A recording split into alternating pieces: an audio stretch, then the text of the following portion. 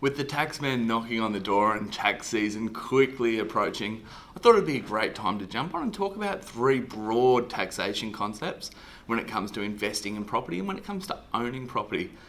As you well know, I'm not an accountant, I'm not a tax specialist, but I just wanted to give you some prompts and some thoughts so possibly you can go to your accountant and ask him questions around these, him or her, questions around these concepts. So to jump straight into it, the first big thing that I want to talk about, and the issue I see affecting a lot of people, is not understanding what makes a loan a tax deduction versus not a tax deduction. Now, obviously, if you're buying a property and the purpose of the loan is to buy your primary place of residency or your home, this isn't going to be a tax deduction. Where if you're borrowing money and the purpose of the loan is to buy an investment property, then there's a very good chance this will qualify and the interest paid on that loan will be a tax deduction. Now I want to jump onto the whiteboard here and give you a detailed example of this so you can understand exactly what I'm talking about, as it is such a major concept. So for this example, I want to say we're living in home one. House one is your primary place of residency. You've been paying off the loan and essentially you owe a zero against that property. Now you want to go upgrade, downsize, or simply move interstate. And essentially you're wanting to use the equity you have in this property to buy another home. Let's say you're moving from Cairns to Brisbane. Now, number one property, the property you were living in, you're wanting to turn into an investment property.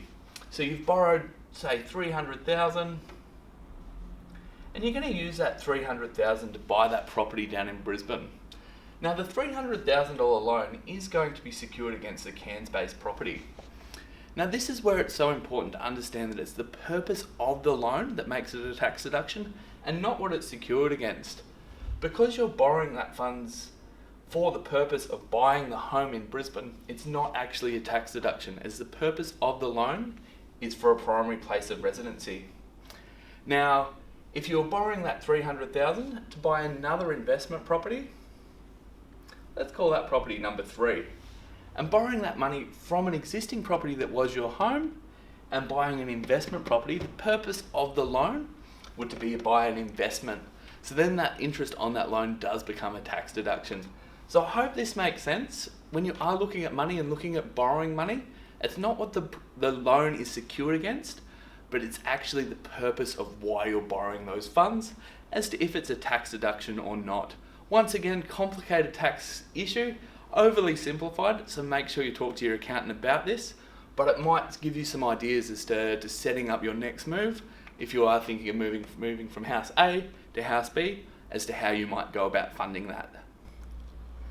The second big concept I want to talk today about is the difference between an offset account and a redraw account. Now, an offset account, essentially you could have a $100,000 loan in the bank and you could have $100,000 in the offset account. So essentially you're going to be paying zero interest on that loan, but you can access the offset account without impacting the loan in any way, shape or form.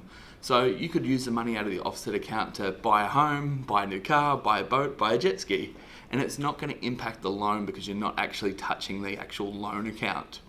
Where if you have a redraw account, and say it's a $100,000 redraw account, and you've paid $100,000 loan, you've paid $10,000 off that loan, and then you want to redraw that $10,000 out, it's going to matter what the purpose of that loan is for, as to whether the interest on that loan is going to be a tax deduction. So where I see a lot of people get in trouble here is they buy their first house, they pay it off, they do the right thing, think they're paying down their loan nice and quick, and then they go to upgrade their house and want to keep that property as an investment property. Unfortunately, they can't redraw against that house, that original property, because the purpose of the loan is to then buy a home to live in. So that is a trap where if they'd put that money into an offset account, they could access that offset money without having any tax implications while keeping their loan as high as possible. So just a thought there, something worth asking your accountant about, because the difference between an offset account and accessing money through a redraw facility is drastic. The third big issue that I wanted to discuss today, and one that's so often confused, is around the capital gains discount. Now I think the confusion on this one comes around the 50% discount, and people think if we're getting a 50% discount, we must be paying 50 grand tax, or 50% tax, sorry.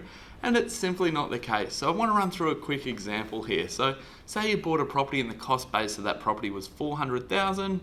You sold it for $500,000 plus a little bit to cover your solicitor's fees, your outgoing costs, and in short made $100,000 profit. Now that $100,000 profit would be classed as a capital gains event if it was from an investment property. Now if you're living in the home, it may be a tax-free event. But let's say this was an investment property, you made $100,000 clear, essentially you'd be looking at getting a 50% discount on that $100,000. So that $100,000, you'd be paying tax on $50,000. And that $50,000 would essentially be treated like income. So it would depend on your tax bracket and where you're sitting as to how much tax you would pay. So say you were already earning $181,000, the top tax bracket, and you were to throw an extra $50,000 on top of that, essentially you would pay 45 cents out of the dollar in tax. So on your $50,000 after the discount, tax would be $22,500. So on $100,000 profit from an investment property you've held longer than 12 months, depending on your tax bracket, you could be up for $22,500. Once again, this is a complex issue that I have simplified, so please make sure you speak to your accountant. But please have a general understanding there of how that capital gains discount does work, and it's one of the many appeals of investing in property is you do get that discount on the way out when you sell the asset. I hope those three concepts make a lot of sense to you, and I hope they start making you think and maybe asking your accountant a few more questions so that you can set yourself up for 5, 10, 15 years into the future to minimise your tax well in advance. If you have enjoyed this video, make sure you give me a like, make sure you subscribe to our channel. We bring out a heap of new videos and love bringing you new content. Talk to you soon.